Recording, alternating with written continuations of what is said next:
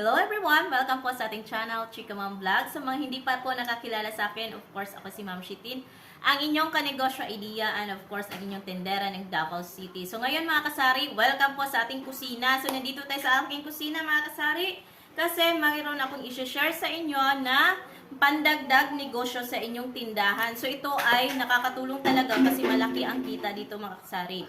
So ang i-share ko sa inyo ay ang paggawa ng pasty mallows.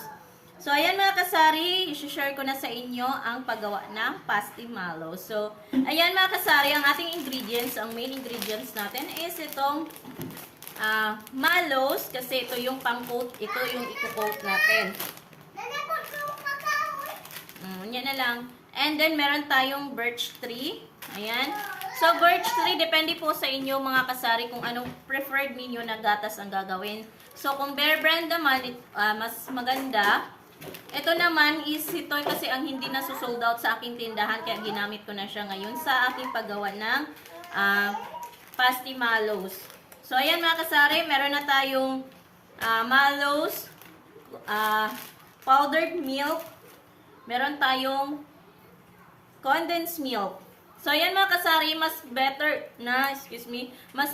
na malaki yung kukunin ninyo or gagamitin ninyo kapag gumawa kayo ng mga ganito. Kasi, pag once na naubos, meron pa kayong tirahe, yun na naman ang gagamitin natin kung hindi nyo siya bubuuhin na gagawin lahat. So, ito naman siya mga kasari, 1 kilo itong ating mallows. Kinuhanan ko na siya kasi nag-repack ako kasi may naghahanap din sa aking tindahan. And of course, meron tayong white sugar and butter. So, depende po kung ano yung nyo. Preferred na mga brand. And of course, mga kasari, anak ko ayan.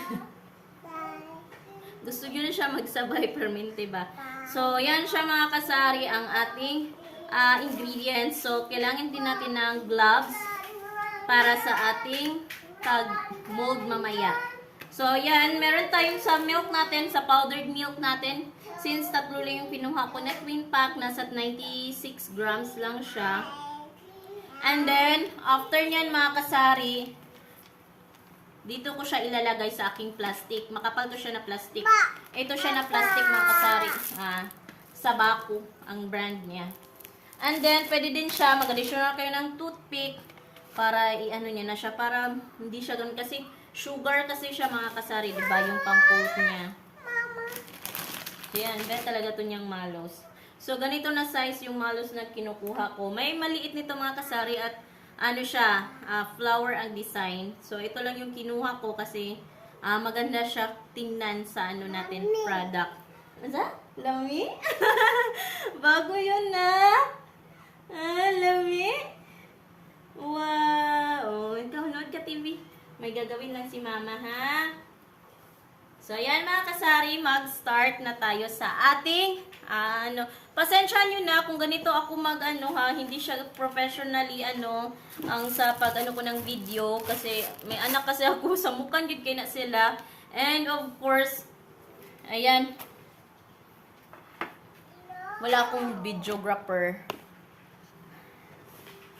So, ayan.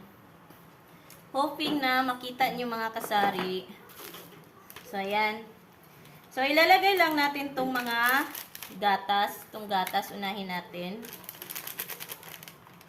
So, matagal ko na to siyang ginagawa mga kasari since, nagtatrabaho pa ako sa clinic.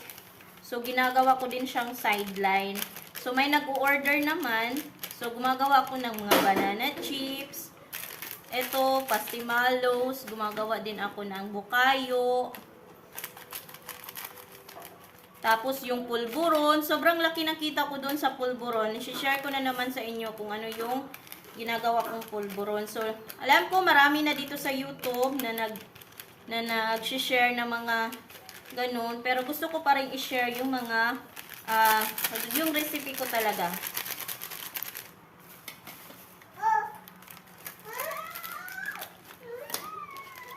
So, eto, hindi ko siya dinamihan kasi lang, for sample lang to sa inyo mga kasari. Kasi, ay gusto pa ka pastimalos. O, bigyan mo si ate. Bigyan mo si ate, ha? So, after nyan mga kasari, ang gagamitin ko muna na condense kasi nakagawa na ako nito. So, ayan, ito na muna ang gagamitin ko, OB flavor. So, since OB flavor to mga kasari, may kulay na po ito at pwede pa kayo mag-additional ng color. So, yung dati ko naman, para maganda siya tingnan, attractive, ano din ako noon mga kasari ng food coloring. Nag-additional ako ng food coloring.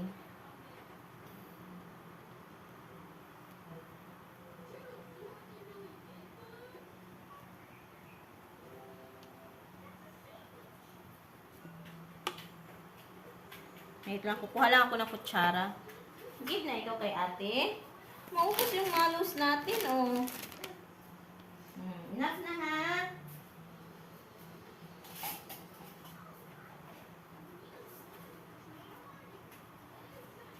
Gamit lang tayo. Ayoko ng kutsara. Ito na lang yung gagamitin ko. Ano na tayong kutsilyo?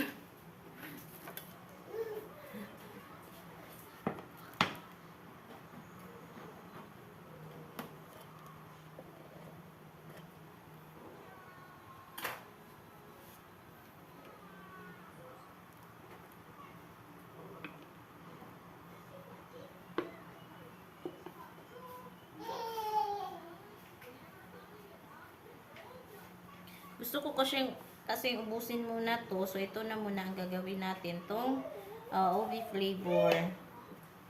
So, dati mga kasari, ba't ibang kulay to? May green, may pink. Pero mas, ano pa rin ang white. Mas prefer pa rin nila ang white.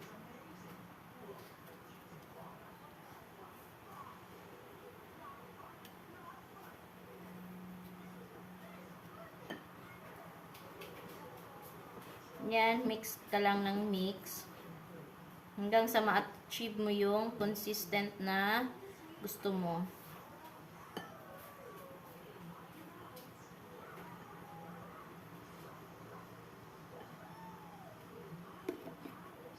So, enough na muna yun mga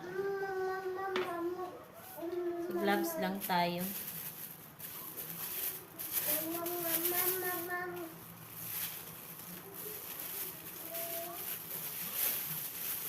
Ano ka dyan, Brina?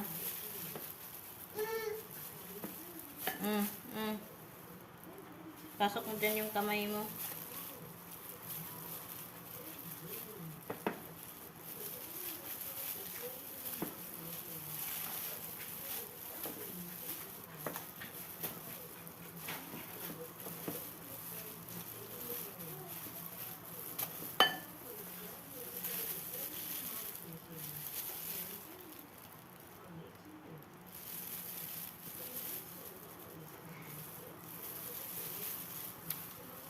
So, let's see kung ilan ang magagawa natin sa ating pastimalos.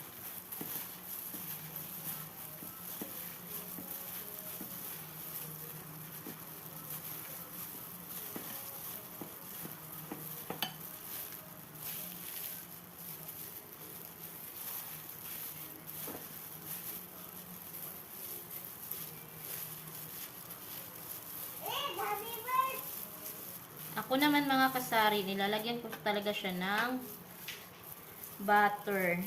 So, ang butter...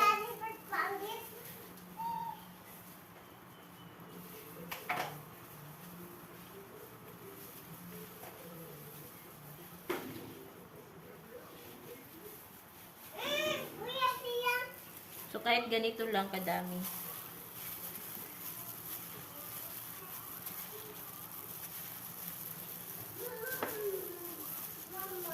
Nakakadagdag din ang butter ng flavor sa ating pastimalos.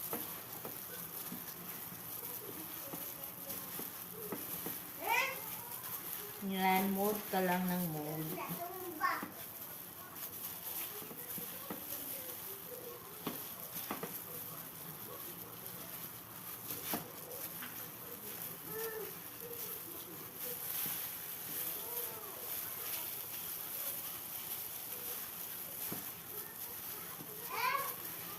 So, ang matagal na process nito mga kasari, yung pag-mold mo lang. Ito lang yung medyo maproseso at saka yung balot natin, yung lagay natin sa ating pasti malos. Sa ating malos pala.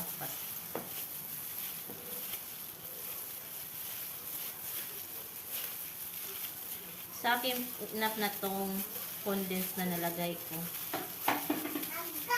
Kailangan mo lang talaga siya perfect ng mold.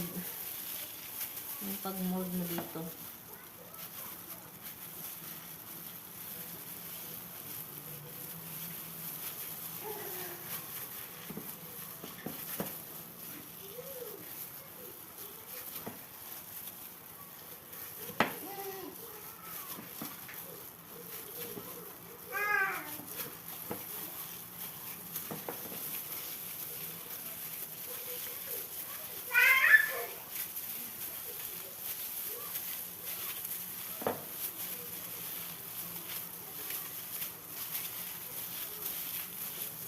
So, ayan. Nakuha na natin yung magandang consistent ng ating pastillas.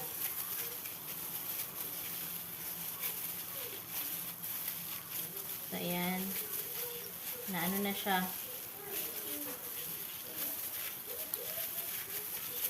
Na-mix na siya ng mabuti.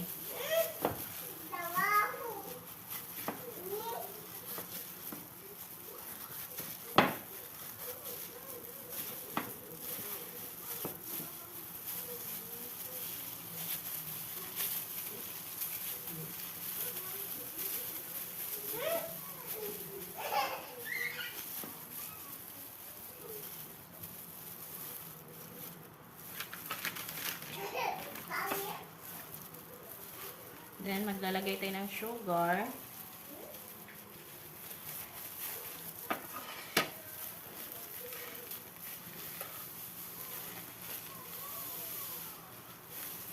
Magtira tayo para sa ating ilalagay dun sa ating plastic. So, ayan mga coat na natin.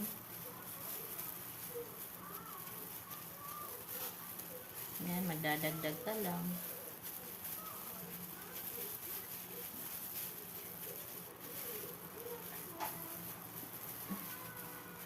Ganun lang kadali ang paggawa. Malaki siya kasi tingnan kapag meron siyang malos. So, ginagawa nga sa Wiggles yung coated chocolate. Why not ilagay natin tong milk. So, ayan. Ganun lang ako. Parang pinaform ko pa din siya as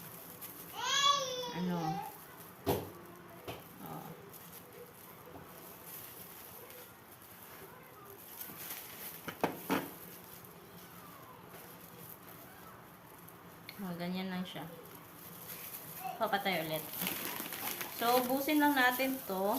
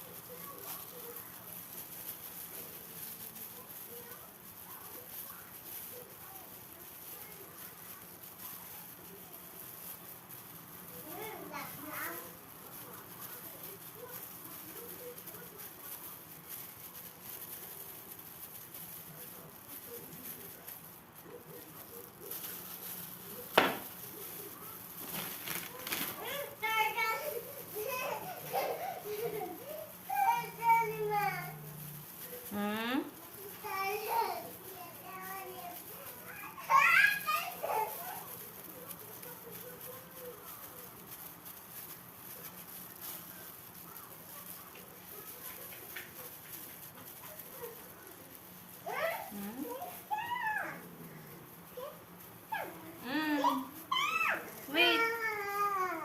Gusto ka? Ang imo na mag-iyab po. Dara oh. Give dito kay ate ka.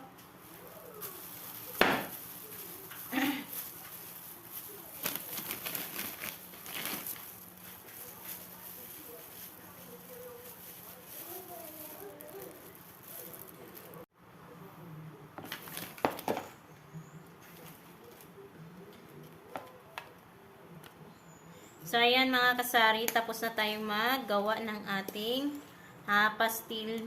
pastimalos, yung pastillas na may malos. Tapos, nilagay ko na siya sa plastic cellophane. So, ganito yung bentahan ko mga kasari. Yan siya, binibenta ko siya ng 10 piso ang balot. Ayan, 5 peraso po siya. So, ayan mga kasari.